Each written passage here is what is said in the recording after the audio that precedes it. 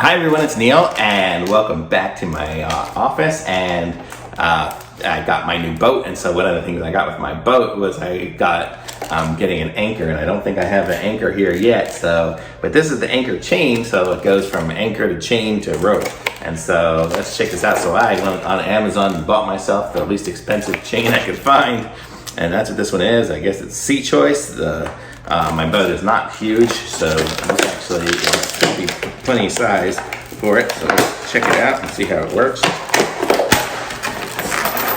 So this is the chain.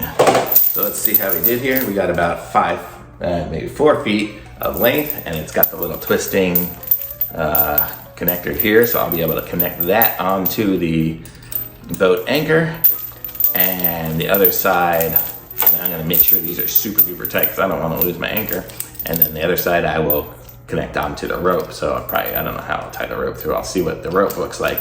That I should be getting probably tomorrow in the mail. So those are those two things. So this is the chain.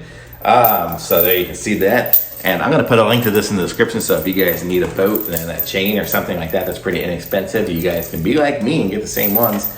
To me, it seems pretty good. If you look at it, the links are all welded together pretty good. So, and it looks pretty galvanized as far as the steel. So I probably won't rust too much.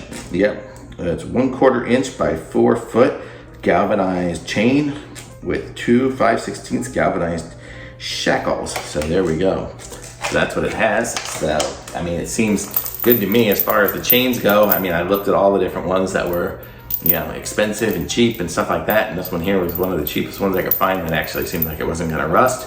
But, so I like it. It's not falling apart. It's not shredding little pieces or anything like that. I think it really is galvanized. I'll update it for some reason it starts to rust or anything goes wrong. But for now, I think this one's a pretty good chain. So thanks for watching.